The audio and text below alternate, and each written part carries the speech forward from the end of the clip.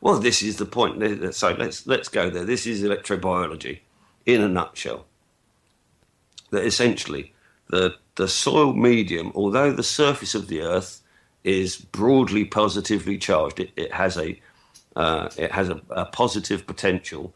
The actual soil mediums themselves, the particles, are broadly speaking neutrally charged, and this is why soil pH is always around 7.2.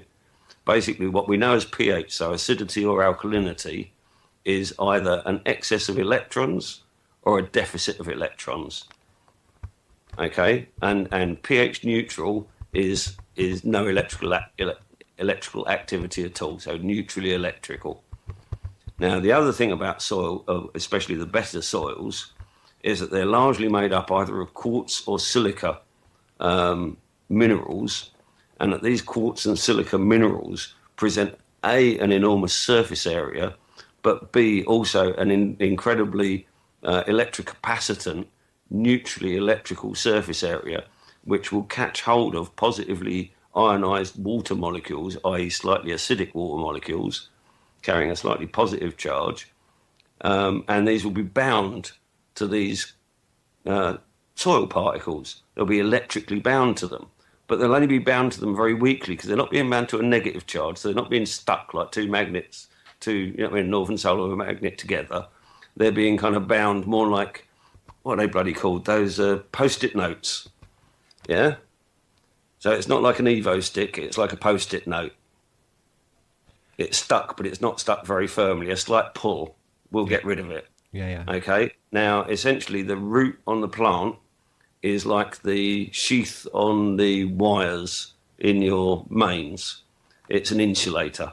It's an electrical insulator, and we can consider the fluid inside the vesicles within the root itself as carrying quite a strong negative charge. They'll be quite alkaline.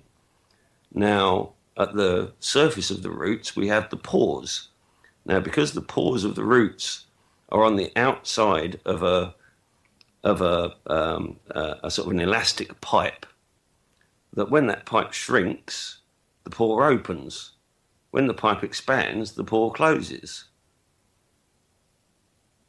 You see? So the pores in the root surface are literally self-regulating according to the level of hydration of the plant. So if the plant begins to dehydrate, the pores naturally open, and if the plant's well hydrated, then the pores will naturally close as the pipe swells and closes up the aperture.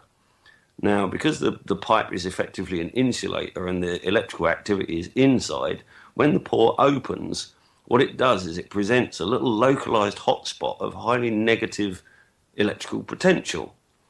And these weakly attached, positively charged water molecules within the soil medium will be inexorably pulled towards it. And you can imagine the pore being like the end of a bar magnet under a piece of paper that you sprinkled iron filings on. Yeah? Where the lines of force will be greatest, nearest to the pore, but they will extend out from into the medium. So the plant's roots could be drawing water from quite a distance away. From an infinite distance, because it's subject to the inverse square law, that it will be drawing water from as far as it can influence on an exponential decreasing curve. Exactly the same as you were describing before the break, to do with our atoms in charge. Yeah. Precisely. This is how charge acts. So charge separation acts through the inverse square law, where for every 1 unit of distance gained, you have a 4 times increase in area of action and a 4 times decrease in the power of action.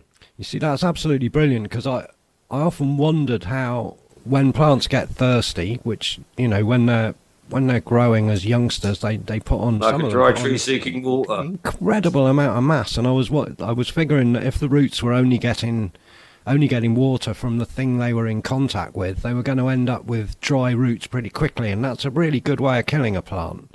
And this is essentially where the hyphae, where the mycorrhizamal hyphae come into this. So the symbiotic fungi. I mean, when you look at a root system, it's actually only the thick, fibrous white roots in the middle that are actually the plant. all that fuzzy stuff around the outside that most people think are plant roots are actually mycorrhizamal fungi that have basically wiggled their heads in between the plates of the roots system and embedded themselves in one of the root cells and is feeding sugars from the plant, which the plant quite happily gives it. In fact, the plant will send sugars down once it detects the presence of a fungi, of a fungal head. Now, how does the plant know to send sugars south and ionic water north? Well, it doesn't. It's because the charge that the head of that hyphae carries is strong enough that it will draw the negatively charged sugars towards that hyphal head. And in return, the hyphae is connecting the plant to something like 1,000,000 times more surface area than the roots could ever contact in 1,000,000 years. And moreover, the hyphae grow at such an incredible rate. I mean, literally, I've been watching stop frame animations, and mycorrhizamal hyphae look like bloody lightning storms in these things. They are that fast. Admittedly, they're like hour stop frames. So, I mean, it's 1 hour from one image to the next. But I'm seeing things occurring within those stop frame animations that just look completely unbiological. The speed that they happen at, it looks more animal than. And where do they come from, these mycorrhizal fungi, in a pot? You've got a pot. Well, Because they're essentially, specific they're to everywhere. plants as well, aren't they? The spores of mycorrhizal fungi are in every single mass of dust that you've ever seen in your life. Will have been billions of them. Certainly, if you go to like a woodlands, all of the dirt, all of the dust that you see blowing around by the sides, a vast majority of that will be fungal spores. And every time that you see a wood pile with a big fungus poking out, a big mushroom poking out the top of it, well, that entire wood pile is in fact the mycelium, the fungal hyphae that are the actual mushroom. And what you're seeing there, what we call a mushroom, is in fact only the fruiting head of that mycelial mass. And the mycelial mass will literally be occupying every inch, literally every square inch of that wood pile. And it will only it will express itself in the soil with or without the presence of are these. Well, no, they actually respond to their symbiotic partners. Okay, right. They need the food. So the specific fungal hyphae will seek out their selective symbiotes. So specific species like particular symbiotic relationships with specific mycorrhizamal fungi, and somehow the two manage to find each other. And how many of these mycorrhizal fungi are there? I mean, are we talking about a dozen, or are they specific There's to individual about plants? 5 kilometres in a cubic centimetre of soil. Hmm. But are they specific? I mean, I gathered that, like the example of a wood, I'm told that trees of a given sort within a wood will all be connected by a specific sort of mycorrhizal fungi, which is doing exactly what you're describing. The forest floor in those woods, as you correctly say, each species will have its own hyphal mat, and the entire forest floor will be made up of that mat. And that those trees are not only in communication with all of the soil and all of the water in the soil, but it now appears that they communicate quite literally electrically through that network. And if there's a dying fellow, if there's an ailing fellow amongst their group, the trees are known to donate their sugars to the one that's ailing. Now, again, I would suggest that that's an electrical property. Blimey. That the one that's dying is having problems with its electrical circuit, so the other plants suddenly find on their network a negative draw where before there was an excess of positivity, so their food is inexorably drawn towards their ailing cousin. So a wood will contain lots of different sorts of this fungi to cover all and the all plants. growing and dying at an incredible rate as well. But the normal hyphae only lasts about 4 days and then it begins to go green and die back, and a new one will replace it. So this is another thing as well. These are exploratory creatures. They literally explore every inch of the soil medium and overtake it. And because they've got a growing tip that connects with these positively charged ionized waters, that effectively makes each one of those hyphae a one-way electrical circuit, always pointing towards the plant, which is another thing that I mentioned to you off air, wasn't it? Was that in the chat, was that every time I measure a voltage in my system, that I can take that reading from the plant to anywhere in the soil, and it will always be the same direction voltage. It will always be from the soil towards the plant. according to the rules of my electrobiology, according to the canopy being positively charged and the the roots being negatively charged. Brilliant. Brilliant. So effectively, what we're seeing is we're seeing a sort of a protozoal and amoebal soup within the soil medium. What we think of as soil isn't actually soil; it's small particles of soil that are surrounded by protozoa, which are all feeding on it. Those protozoa exude a kind of jelly snot that is the binding agent that actually sticks soil together, that turns soil from dust into soil. So every single piece of soil that you've ever seen in your life wasn't actually soil. It was a tiny little particle of dust surrounded by 100 or 1,000 protozoa in various stages of either life or death. Now, the protozoa, I would suggest, in their billions, provide a tiny electrical charge, which will also have its mechanism in regulating the water pH of any water that comes into contact with them. Okay, so if they make their environment slightly acidic, then any water that passes through that environment will pick up that ionization and will become acidic too. So essentially, these are like little electrolyte generators and generate the electrolyte for the soil. The hyphae come along looking for water and plug into that now positively ionized electrolyte. And because they've got one end in a positive circuit, that means that the other end has got to be negative. It's got no choice. So the positive ions will inexorably move their way along the strand of the hyphae, up the pipe of the hyphae, and be delivered into the core of the root, right where it's needed, into the root cell itself, where a charge of positively ionized water will now be delivered into a water circuit that is connected to the positively charged canopy, but is in a negative charged state. So the positively ionized water is literally given an electric shunt up to the canopy. And it's not until it breaches the soil that it's then taken over by sort of flow and evaporation and things like that begin to kick in and have a minor effect. But the major effect in sap transport and in water acquisition is an electrostatic effect. God, it's incredible, isn't it? It's Okay, and so we'll kind of get past this, and so we've done the root system now. Above the ground, things start to change slightly. Above the ground, we're now looking at, first of all, the shapes of the roots. The tap root will always go down almost perpendicular, and the reason for this is it's given like a little charge of sort of lodestones, or like little heavy bob weights in the tip, and this effectively acts like a pendulum pointing the way down. And so roots will always grow inexorably, broadly speaking, straight down, or at least the tap root will. Now, the reason why the side roots branch off at the angles that they do is, again, charge separation.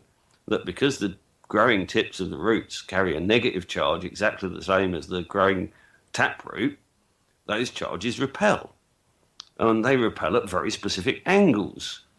So the actual shape, the actual pattern that we see the roots taking as they migrate through the soil is dictated by charge separation, and they will always maintain a correct charge separation with their negatively charged neighbour, simply according to the rules of Faraday's and Maxwell's and Gauss. right, so it's doing both jobs at once. It's attracting what it needs, and it's maintaining space for itself through the same. Yeah. And now, so we get above the soil. And now, effectively, what we have, let's take it from germination of the seed. So on germination of the seed, the growing tip doesn't do a damn thing. It just sits there in the seed, all folded up. The root starts a bid for downwards because it's got the lodestone and it knows which way is down.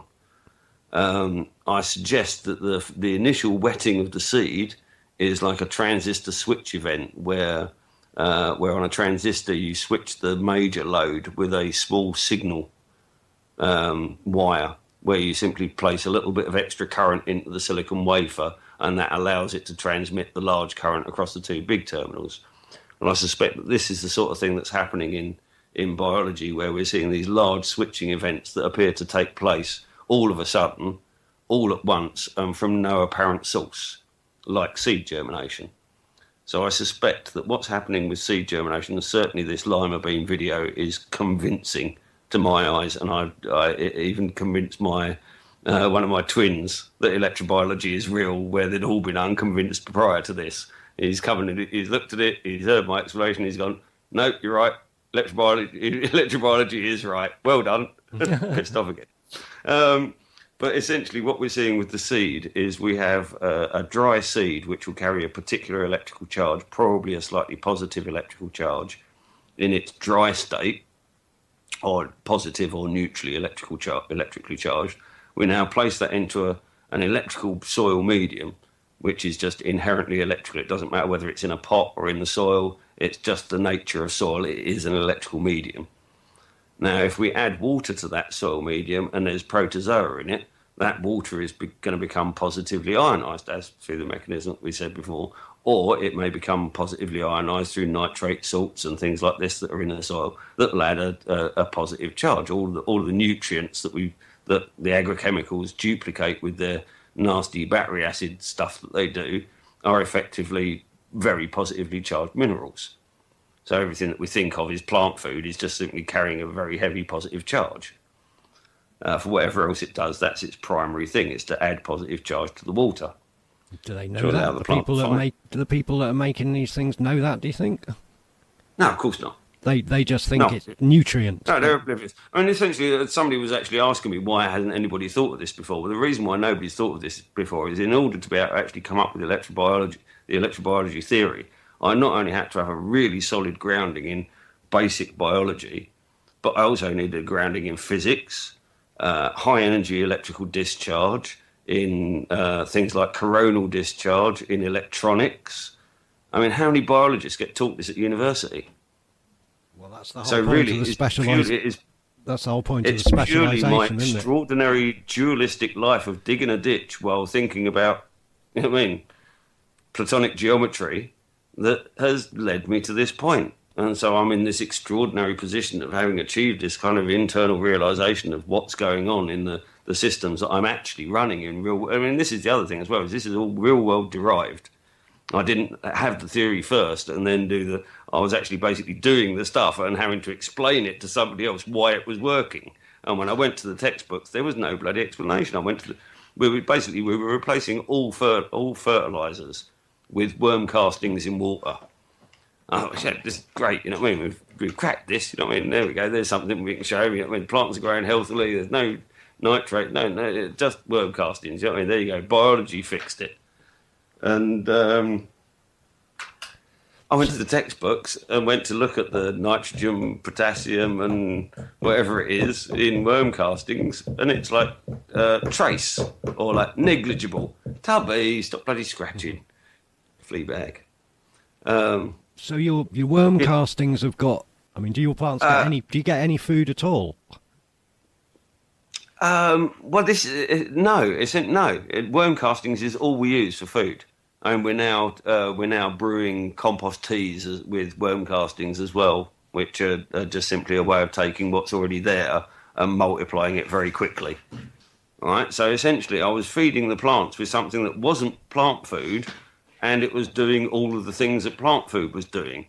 And so I was basically presented with a conundrum. I somehow had to explain to this very scientific boss how this miracle was somehow happening.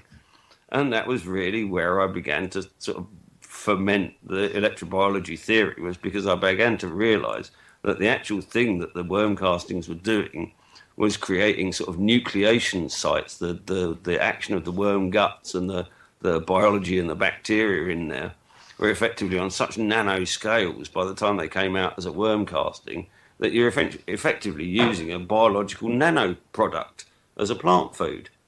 And that because of each of these little nucleation sites and because of the dipole of water, basically because of the two hydrogen atoms and the one oxygen carrying opposite charges, and that water doesn't form a sort of straight line between the hydrogen and the oxygen, it forms a sort of little triangle, a little delta. It means that every water molecule is slightly more positively charged at one end than at the other. And so all of these like sort of little nano nucleation sites, all with their own little electrical property, be that neutral, acidic, base, whatever, are all going to have their organising effect, their structuring effect on the actual substance of the water. And I began to realise that this worm castings were actually affecting the electrical properties of the water directly, but locally, so that if you actually tested the water, it still came up as pH neutral after you've added the worm castings. So, I mean, I can't say I blame your boss for having a bit of difficulty with this, because what we're taught as plantsmen and stuff is that it is all down to nitrogen, potassium, and potash in different quantities, and you are And I, providing those in trace amounts, but otherwise the things. Mind you, yeah, again, of course, photosynthesis, it makes a lot of its own food. Sorry, I'm thinking on the hoof now. That's the thing. yes, It's making a lot of its own food from light. That's how it develops sugars, isn't it? mm. So it's and food. again, It is and getting again, food, even though you're not giving it to it. What I'm saying is that even though you successfully seem to be showing that your old NPK's not relevant and that there's no food in the worm casting, it's not that the plant is getting no food. It's manufacturing its own as a result of these no, processes. specifically, it is getting food, but it's the food that it's getting won't read as either NPKs or acidity or alkalinity. It's pH neutral, but it's pH neutral because it's a bit like how can I put it? Um, Again, I have to go down to this nano scale. When we're talking about the microscopic scale, water just simply has nothing like the properties that we're expecting. And because we're talking about these microrhizomal hyphae being down on the 10 nanometer to 100 nanometer scale, these are microscopic things. We can see them with the naked eye, but only because there's tens of millions of them. You know what I mean? You'll see the white hyphal mat and you'll go, oh, look, there's microrhizomal. It's not till you put them under the microscope that you see what that bloody microrhizomal looks like. Anyway, so essentially, with the biological system, the electrical charges are induced without the need for nitrogen, potassium, etc. However, the biological action of the amoebas, the protozoa, and the higher order animals that then feed on those is to harvest minerals, micronutrients, and macronutrients, and basically focus them into a nematode turd or a tick turd. Yeah, so basically the macroorganisms go around hoovering up the protozoa soup and hoovering up algae and hoovering up the amoeba as fast as they can and crapping them out of their back end, having condensed like 1 million protozoa into a single little poop. Brilliant. So all of those little critters that you're finding with your USB microscope are Yeah, providing a kind of food. are food, and so they're not only are they the battery that powers the electricity that the plant is. I mean, again, this is this is the water transport side of it, but there's also this effect of we're going to have to go to ball discharge here. I think essentially what we're talking about here is something called cold plasma, and we're looking at an effect that's known as coronal discharge. Now, we know of coronal discharge events from the mains transmission circuit. On rainy days, you'll sometimes see like bolts of lightning going between the big electric transmission circuits, Yeah. and this is basically the sort of evidence of this coronal discharge. And this essentially what happens is at the surface of a capacitance sphere. We'll keep using spheres just simply because they're a nice simple object to consider, since we live on the surface of one and we live under the surface of one, spinning around the surface of another one. Is that when the electrical capacity of that particular sphere of Ball capacitance of R1 is met, its charge separation from its next sphere of influence, the next sphere of Ball capacitance out from its sphere, has a particular spark gap, at which point the electricity from the one sphere can jump that divide between the two. So effectively, coronal discharge, we see it when it goes to glow mode, but it's actually in exactly the same form, like almost like a standing wave, like a bloody hedgehog sticking out from the surface of the ball capacitor with little spikes of charge in all directions. And they're completely invisible to us. They're just little ionized streams of air where the electricity is changing the electrical properties of the air and the surrounding atoms and making them more sort of electrically organized. And what will happen is that small amounts of current will begin to move along these pathways. If that pathway doesn't connect with an opposite charge, then we don't see the lightning. We don't see that big flash of blue spark between the power lines. But it But doesn't mean it's there. It's there that waiting to coronal happen. discharge. Exactly. And essentially, the surface of the Earth and the sky, the spark gap is around 10 megavolts. Okay, so this means that the electrical potential difference between the positiveness of the ground and the negativeness of the inside of the upper atmosphere is 10 megavolts. Now, what happens is when a charged cloud comes along underneath that, so first of all, it's reducing the distance, so it's now got a lower radius, a smaller r, yeah, which again is going to decrease the size of the spark gap and decrease the amount of the voltage needed to jump that gap. And now suddenly the coronal discharge that was there all along now meets, say, one positive leader or meet a negative leader, and now we've got a negative and a positive connected together.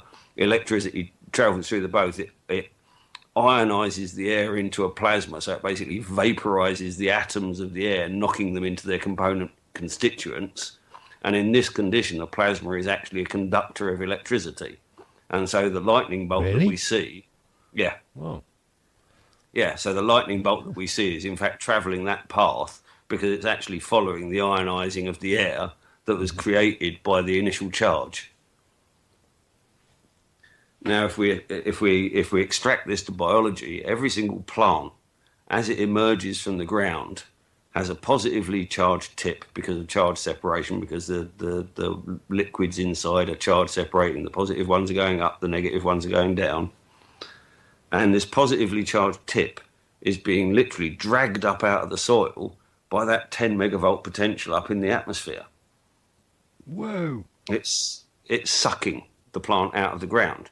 But this suck is actually quite weak because it's a long way away. Yeah, exponential square curve, inverse square law, 4 times weaker for 1 times distance. Yeah. So although it's an incredibly high potential, the actual amount of suck that it's pulling down at the plant level is fairly minimal. And so what we see is almost every seedling will get to exactly the same height and it will stop on its first branch, on its first stem, on its tip coming up. And it will stop at that point. And at that point, it can't grow any further. The reason why it can't grow any further is because the charge separation between the negativeness of its root tip and the positiveness of its green tip have now effectively reached the maximum of that little elastic band. The pull from the sky isn't greater now than the pull from the negativeness of the root on the positiveness of the tip. So that little plant has now become like a little strung, like tightly pulled elastic band.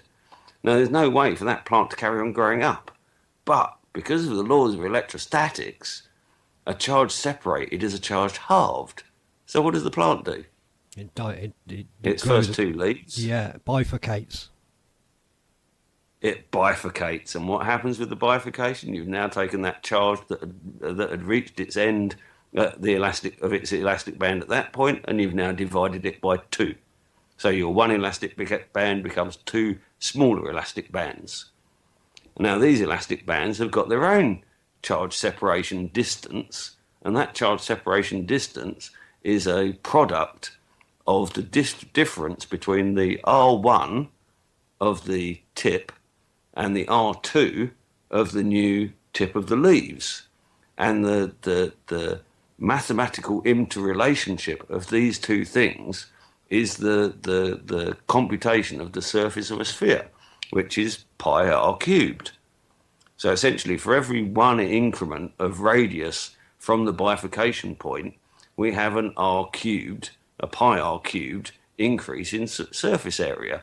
And that pi r cubed increase in surface area allows for a much larger capacitance dissipation. So the same charge that stopped the plant dead at R1 will now allow the plant to grow to R R1 over phi.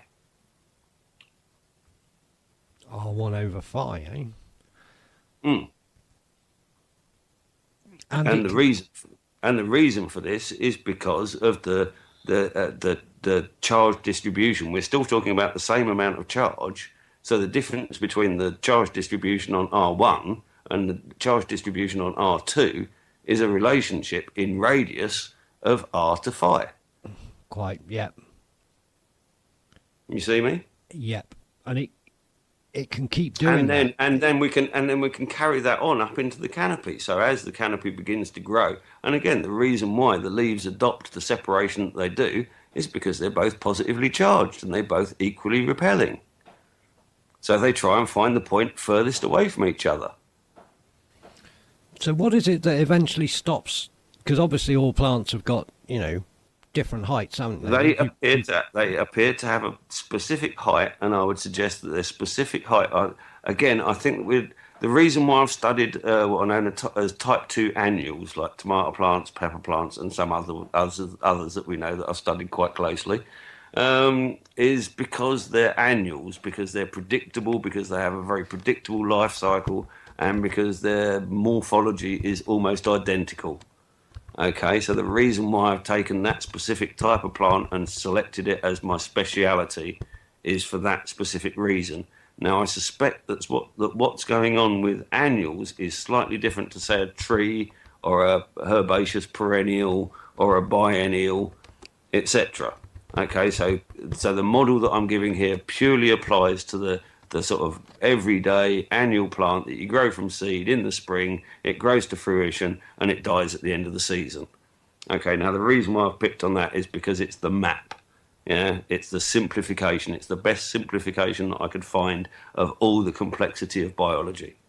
Okay. Okay, so what I'm doing is I'm presenting a map using the type 2 annual as a predictive model. And if we apply the rationale with which we've understood the type 2 annual with, we can possibly understand the greater and greater complexities of things like deciduous hardwoods and pine trees. And I honestly think that I can now explain all of those by mapping from predictively from this type 2 model. Well, that's quite exciting because that's going to be more new news, isn't it? Is Mm. why? Because there's other plants that really love to just creep along the ground, and there's plants that as they grow, the kind of younger leaves are somehow left behind and die off, leaving them. I've been looking at the trees and I can actually explain that because I was very carefully watching some cuttings that I'd taken. And I was fascinated because these cuttings had actually got quite old. We'd kind of held them back for a while because we weren't quite ready for them. So as cuttings go, they were pretty old, and we kept them in little tiny 2-inch pots to keep them back. So they'd only just gone into their full-size pots. And I was watching these things as they were kind of like bushying out as their initial stages, sort of pushing out sort of new mature leaves from the sort of sides of the leaf sites that were already existed on the cutting. And they seem to sit in this sort of phase for a week or so where they sort of clumped and turned into like a little mushroom of growth. And I'm watching the leaves of the cuttings, which would have been the last mature leaves of the plant that they were taken as cuttings from. And these leaves were staying in absolutely perfect condition, prime condition. They were showing no signs of aging, no signs of necrosis. They were in really rude health. And I was quite surprised by this because they do normally die back, and I've noticed them dying back in the past. they do, So I'm yeah. watching, so I'm watching these buggers real fucking careful because I knew it was important. Excuse my French. And blow me if when the growing tip didn't start out at this little sort of clumpy mushroom thing that the cutting took initially, the second that that growing tip went up, basically I'd open the cupboard door in the morning and see the plants that the tip had now sprouted overnight from, and those bloody leaves would be stone dead. Dead quick. Overnight, it was Mm. like a switch had been switched. Sorry. So they were Uh, there. They were there doing a job, and once the thing had started growing, they were so no what longer switched the needed. switch? Yeah, and also you're And cutting. hold on. I can Sorry, yeah. explain, and this is really illustrative. is that what happens is that the growing tip carries like a little toroid, a little donut of energy, a little donut of positiveness, and it lifts it up away from the pot. And the root has its own little donut of energy, of negative energy beneath the soil. And as the growing tip raises its donut up from the soil and the two separate, that one leaf site now goes from being in the influence of the upward sap generating positiveness of the canopy into the sugar draining negativeness of the root. And so literally overnight, the same sap that had been keeping it well profused and green and all that the day before had now not only drained out of it, but had sucked all the sugars out of it as well, making it go yellow and basically die it overnight. Yeah. I mean, normal leaf necrosis takes a week or more. Yeah. So this was a really rapid event. You know, That's really interesting. Yeah, because moreover, it only ever happened to those one leaf. Those same plants are now growing. They're nearly 2 months older. Mm-hmm. That's the only leaf that's ever died on those plants. And there's another trick thing there, isn't there? Because, I mean, we've described the seed with its roots that's got a kind of plumb bob on it or whatever. But when you put a cutting into soil, it's got to grow roots. It's got to grow roots from the bottom of the plant. Well, it actually goes out sideways from the stem. Right. So. But they come out horizontally and then head straight down. Okay. And that also is a charge determined activity, is it? Yeah, well, essentially they'll be following the sort of the capacitance, the Ball capacitant, the coronal discharge of the negativeness of the bottom of the stem, and that will be basically pointing out in all directions. But then once they've broken out in whatever direction they find out, once they're out, they're then subject to gravity and these little plumb bob weights in the tips. Mm-hmm. And so inexorably move downwards, but then as they're moving downwards and come next to their peers are equally negatively charged and repel them. So they take their nice little 30-degree detours around each other. So we're saying that it's not just the kind of charge in the atmosphere that these things are reaching for, that they're actually carrying charge with them, generating it round themselves. And not only that, but I suspect that the actual spraying of the sap water from the leaf pores, if it is still carrying any of that positively ionized water, when it gets sprayed as a microdroplet spray out from the leaf pores, then it's actually going to be directly varying the electrical properties and especially the coronal discharge in its local field effect. And so what we appear to be seeing is that the height of a plant will be determined by a relationship, an interrelationship between its availability of food, the availability of water, the amount of biology in the soil that is then electrically charging that water, how much of that water it can then transport up into the air and spray out to change the electrical properties of the air around it, which will be increasing its capacity for growth. Which is why rainforests are so goddamn verdant, because they're actually generating their own electrical field event. So even the transpiration's part of this process. Well, if you can imagine the electrically ionised field that would exist around a well-perfused tree in, say, midsummer, yeah, the coronal discharge around that, if you can imagine your little plasma ball thing with the glowing ball in the middle and you put your hand on it and all the lightning comes to it, that's your tree.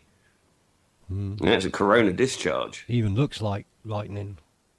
Precisely, and if you follow each of those links in the electrobiology paperwork there, you will find some very key links to things like coronal discharge through perspex. And many of these things just look like bloody trees. It's not just trees. You look at kind of schematics of the way brains grow, they look the same as trees as well. And I actually calculated the potential difference between the crown of a giant redwood and its soil level, and it's about 97,000 volts. So a giant redwood has a voltage gradient, which runs uphill from the soil up to the tip of the roots. So basically, there's an electrical gradient that works anti-gravity up the tree, and it's powered by 97,000 volts. So really, we're seeing a combination of the standing corona discharge of that particular piece of soil. So there'll be some little electromagnetic particle or some quartz crystal in there or whatever that happens to be focusing the local electrical field due to its particular electrical properties, and basically focusing a little standing wave of upside down lightning that's standing in the soil that we can't see. Now the seed comes along and it sits on that point, which is why some seeds germinate and others don't, because they don't happen to land on a bloody spike or near enough to one to move it towards them. And this is the other thing as well, is a seed may well draw its own, corona discharge to itself by its own electrical properties and changing the electrical properties of the soil around it.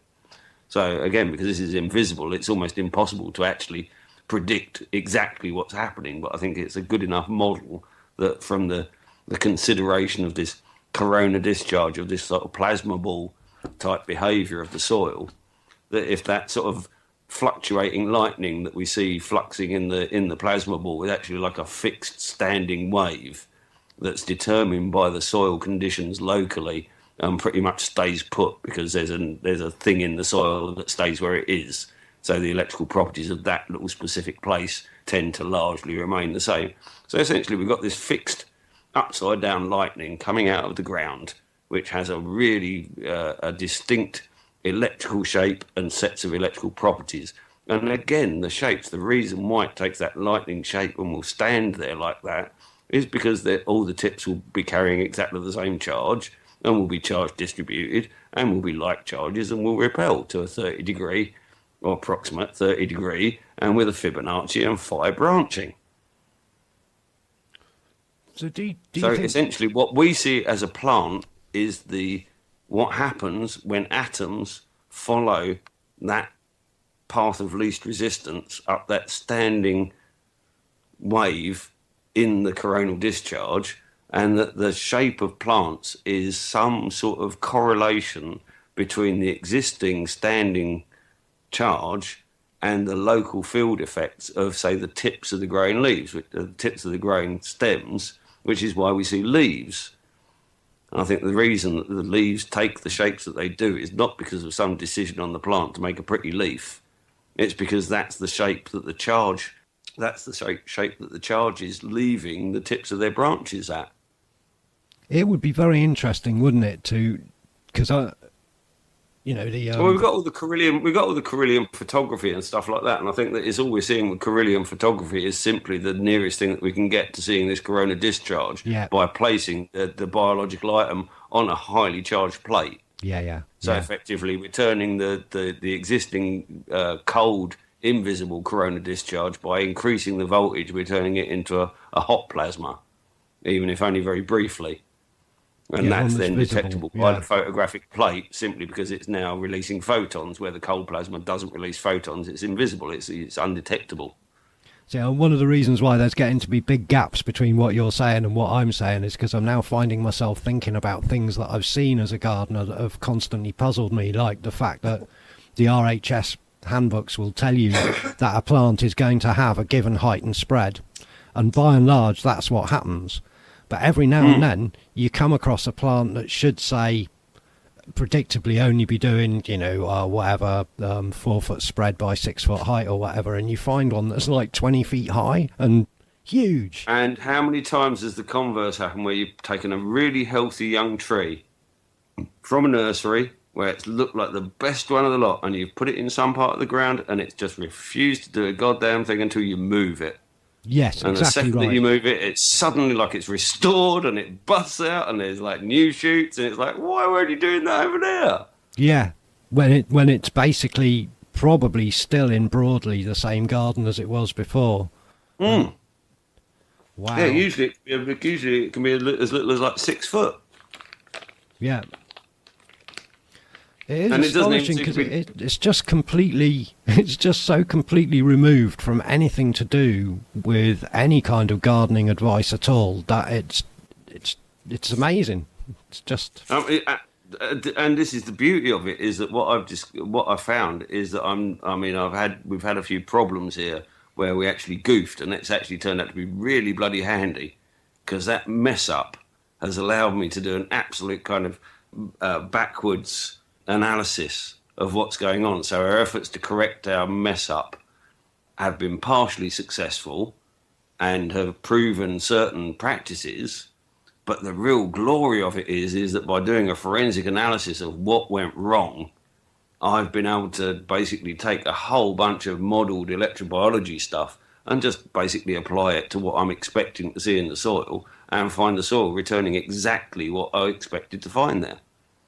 So it is that perfect predictive model, and I can now give any agriculturalist, any horticulturalist, any casual farmer with a voltmeter and a £20, 200 times field microscope, I can send them out into the field with a sheet of A4 paper of what they need to look for, what's likely to be there, what's likely to be wrong. If it's not there, what you need to do about it.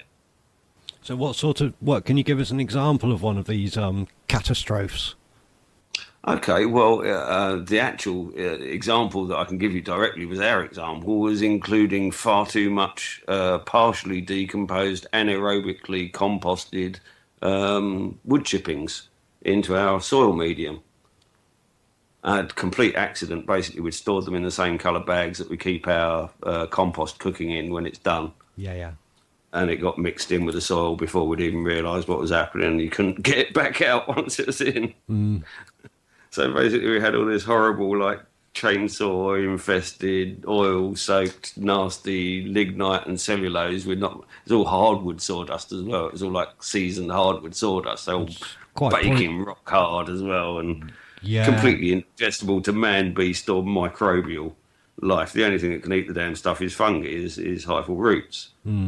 And essentially we realised kind of what we'd done wrong, and we did our very best to kind of mulch it and add bugs and live stuff all over the place. So we basically tried to include as much biology as would be absent because of the conditions. We added loads of, like I say, we started brewing compost soups and stuff to increase the protozoal load and the numbers of amoebas and stuff in there. But even with all of this, the top sort of 6 inches or so never really recovered. And essentially, as I've gone down through the sort of soil column with the microscope, the one donated with PIR listeners' money, thank you very much. Fabulous thing it is, 1,000 times for 70 quid. You know, 1,000 times lab microscope for 70 quid is just stunning pictures you're getting incredible. From it. Well, and yeah, that's a 1 millimetre frame. The entire screen is filled with a millimetre. So this is just an incredible level of detail that I can work to. And essentially, going through the soil medium, the upper layers, there was no biology in there at all. There was no soil creation. There was just particles. There was loose particles that couldn't be described as soil. And you could actually see sort of partially decomposed cellulite and lignite bundles that were just breaking down into dust. And literally the only living organism within that top 6 inches was mycorrhizal hyphae. And there were thousands of them. There was barely a sawdust chip that wasn't attached to another sawdust chip by a hyphae. So they were doing fine. But the trouble is, soil isn't just hyphae. Hyphae, I think they turn the soil alkaline, but don't quote me on that. They have a specific effect over the soil, and it's not particularly harmonic. They need the microbial life to balance them. So if you've got soil that only has rhizomal fungi, it will probably have an overly high pH. And the way to correct that, apart from adding compost, which is really the primary thing, you've got to add life. That it's no good just adding the protozoa and the amoeba if there's not the mites and the nematodes and stuff to feed on them, because that's where the food comes from. So you can add the battery and you can add the wiring, but unless you put in the farmers, that's all going to die back. Nice metaphor. You like that, didn't you? Yeah. And moreover, all these critters as well stratify within the soil medium. And so by the time I'd got down to sort of the last 2 inches, we had this like biological map of all glory going on. So they'd all bottom run 2 inches in a probably 12-inch soil depth, the plants are actually being kept alive by all the biology in the bottom 2 inches. So the biology had basically run as far as it could run, and was working Yeah, quite. No, did you? essentially the soil in the bottom had been an older batch of soil that wasn't contaminated with the sawdust as well, so that Right. was an advantage, and it had the dodgy soil put on top. So Yes, plus, I don't think wood chip's good stuff to have in your soil necessarily. oh, it's fine for mulch. It's great on the top because Yeah, it'll on the keep the top's weeds at fine. bay. Yeah. Yeah, absolutely. But it's no good in your soil as an actual medium until it's been acted on aerobically. And the only way of doing that is to incorporate it into your compost heap in small enough quantities that it never actually clumps together. And the same goes for your grass clippings as well. You don't really want your grass clippings turning into those big yellow wads that everybody seems to have in their compost heap that drive me insane, because that's an anaerobic clump. What we need is aerobic critters. The That's right. anaerobic ones are the ones that make us sick. That's largely because the grass, if you want it to compost, it's got to be layered with other things. It's Yeah. really good for generating heat, but it won't. It's also really important. It's really important as well to try and get a balance in your compost of what's called green compost and brown compost. So you want as many sticks as you've got leaves, basically. Yeah. And the other, and if you don't have a particularly active compost heap, you can literally go out and collect biology. One of the great things this time of year is all them soggy leaves that are kind of hovering around in every ditch and dike and curb. Go and hoof some of them up, because trust me, they are going to be alive with critters by now. Yeah, I I wouldn't mean, the recommend reason putting why them in your wouldn't recommend putting them in your compost heap. It's a bit of a separate process dealing with leaves from dealing with compost, I think, isn't it? I would include them into the compost. I'd just simply mix them in. Yeah, I because think. it's because essentially what you're doing there is, with every one of those leaves that you're picking up, you might be picking up maybe 150 compost worms, maybe 10,000 mites, a few dozen nematodes, a few tens of thousands of nematodes, and God knows how many protozoa and amoeba, and along with that, all of the microrhizomal spores, which will be already in existence in the dust that the leaves have fallen into. Mhm. So you're actually incorporating, with those dead leaves that are lying in the curb right now, you've got just about everything that you need for next year. You just need to get it in the right place. My So you preferred. either just you put it the top of your soil is fine. I mean, all of these things about, oh, you don't put dead leaves on the top of your soil. Man, we take our dead leaves and specifically put them on the top of our soil. Well, that's daft because that's where they actually fall anyway. Exactly. And they work pretty well there. The thing is, If you got live worms in your soil, you don't need to worry about leaves on the top, because trust me, the worms just come up and get them. absolutely right, absolutely right. In fact, the worms will try and pull practically anything into the soil. You I think know, what I've been really surprised about is my wormery suddenly acquired a whole crop of tiger compost worms. I've no idea where they've come from. I certainly didn't put them in there. oh well, they'll be useful to you though, won't they? They breed Oh yeah, quite. there's many They're what you species. want. Again, there, this is the wormery is another effort in maximising biology. So every effort, what I mean, even if I'm sweeping dust from my concrete patio, I'll put that dust into the wormery or into the compost bin. And the reason why I do that is because that dust is laden with biology. And that's, from your point of view, that's the main job of the wormery, is to produce the biology. Basically, the stuff that comes out the back of a worm is 1,000 times more biologically active than the stuff that goes in the front of it.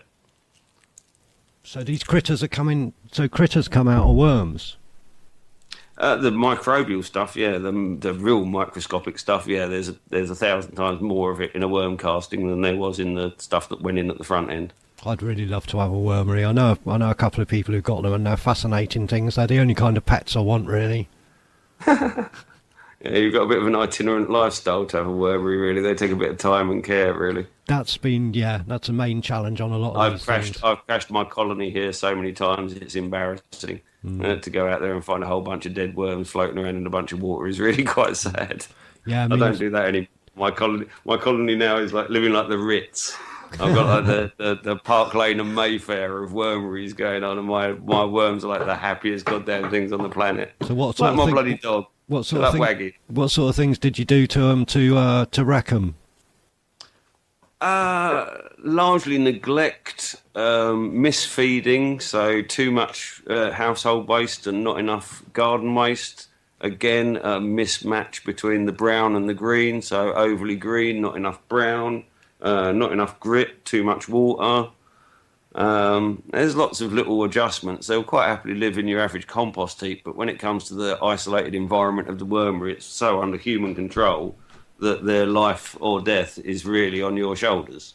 So best you learn what you're doing and do it quick. It's fairly easy. It's not hard. It's not difficult, but it can be quite complicated at times and quite, you know what I mean, Well, troubling at small times. mistakes can make a huge difference in gardening. With the And business as well. especially with a huge colony of creatures, you know what I mean. My wormery, I think I've now probably got 20 kilos of worms or more. So you know what I mean. Every time I change a drawer, I'm dealing with the lives of, you know what I mean, 5,000, 7,000, 10,000 individuals, and I've got to now successfully transfer them from the done drawer down to the not done drawer without killing them or hurting them in the process. Yeah. With the with this business of seeds sometimes germinating and sometimes not, are there things we could do in places where we're going to be sowing, say, our peas and beans, which would increase the chance of them actually germinating? And increase the biology. Just increase the biology. It's almost like a Zen-like answer that you can give to almost any question as to what can I do to make this better in biology. Increase the amount of biology, increase the biological diversity. Ignore the rule book.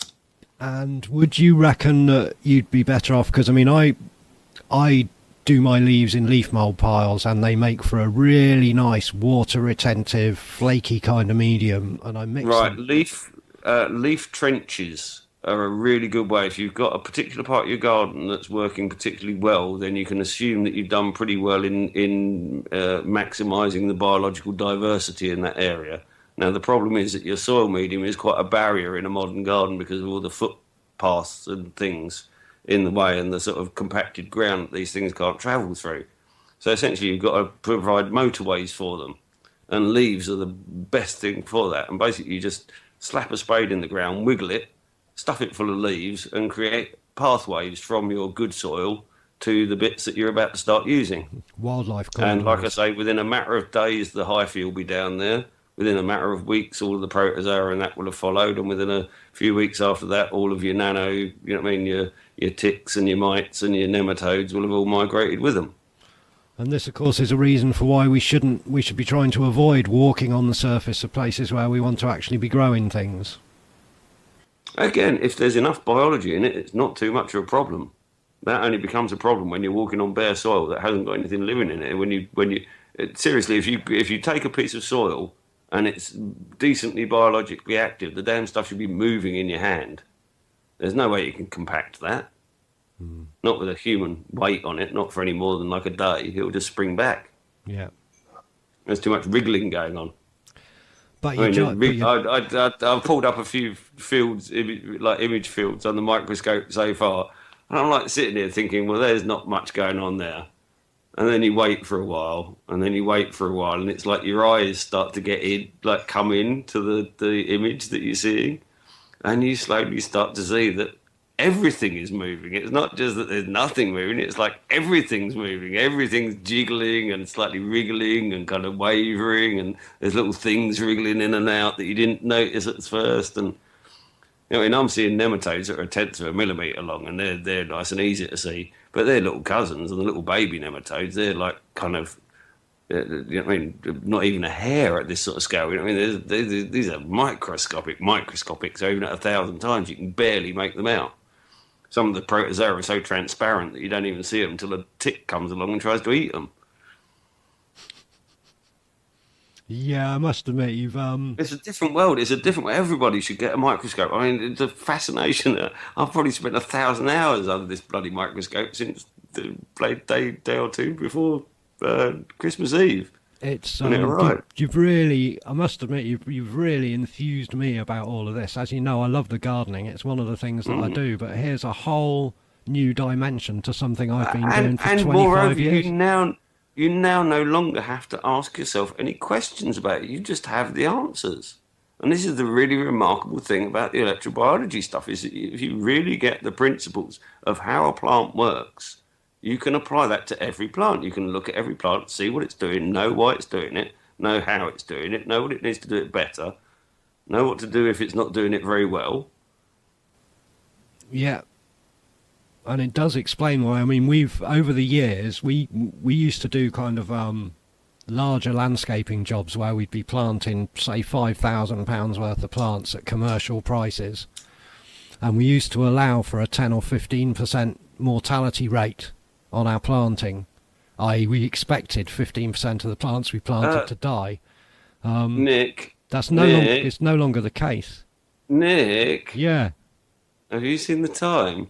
I have. Yeah, we're Oh, 6 minutes shit. away from the end, mate. Uh, and we got for I was looking at I was looking at, is that 9:54?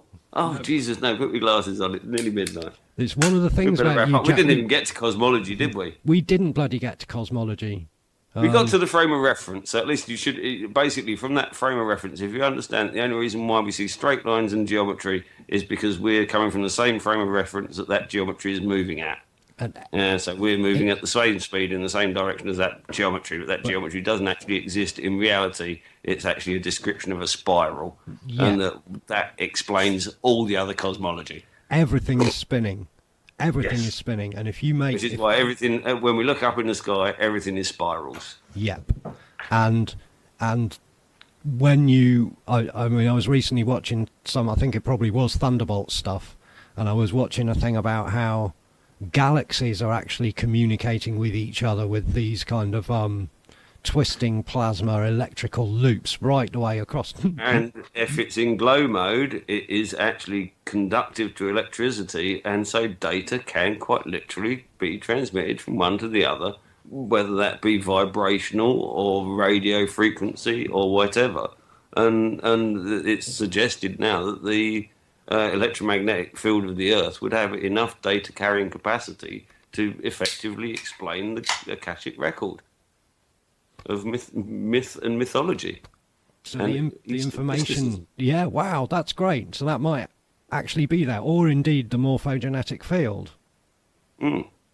Well, I Or would suggest this is actually what I've described tonight is the morphogenetic field.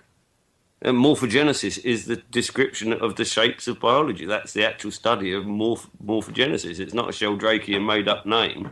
Morphology is the study of plant shapes or animal shapes. yeah, and Well, I've just morphogenic, given you why animals are the shape that they are. and why plants are the shape they are, and why galaxies are the shape they are, why the And geometry it'll be is what it exactly the is. same reason why birds fly in the patterns that they do, and butterflies are the shapes that they are, and insects are the shapes they are, and So planets are the Joni shapes. Mitchell was completely right when she said it's all the same fucking thing, man.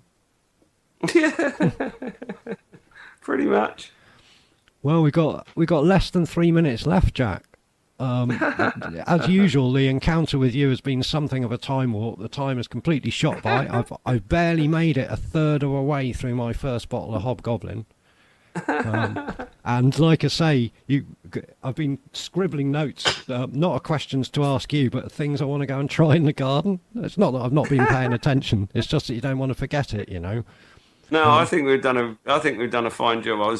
There were certain elements that I was really quite concerned with the show with Vin, that because of the time constraints and because of the sort of enthusiasm and the nerves, that I'd messed up a bit. And I'm really happy that even if we haven't revisited most of the ground from that show, I was actually not wanting to do that. So we've kind No, of well, given the outline of the information from that show, and we've taken it to an entirely different level, and done exactly what was needed to do, which is to take the various components and dismantle those so that they become explicable and understandable and not mysterious. yeah, that's great. Well, you can expect a few Skype questions from me as I listen to the podcast, but there will be a pod. There will be a pod of this. There is a pod of your chat with Vin, and there's also a podcast of your chat with Sean.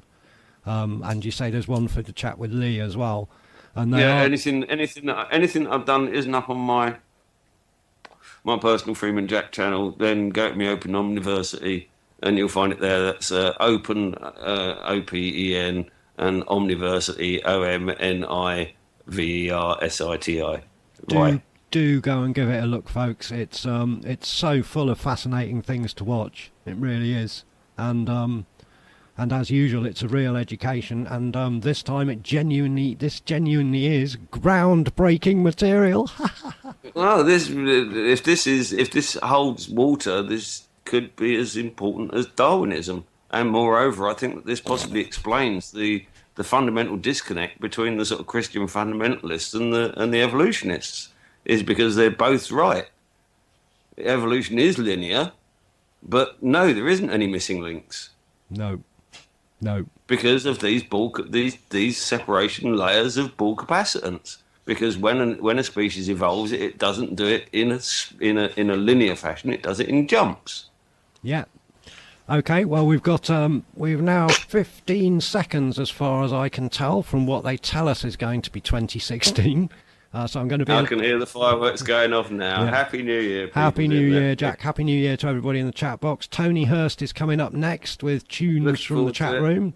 There it is. There's the New Year's thingy. So I'm going to play this thing that Nick sent me, Die Totenhosen and Auld Lang Syne. And I'll be back with you next week. Thanks, Jack. Thanks, folks. This was Dr. Rock's radio show with Freeman Jack on peoplesinternetradio.com. Thanks to everybody who's been involved in keeping us on the road for the last year. It's not easy, but we're still here, and some mad bastard's still letting us be here, which is great. So, goodbye from me. Goodbye from me. Goodbye from him. Here's a bit of foreign music.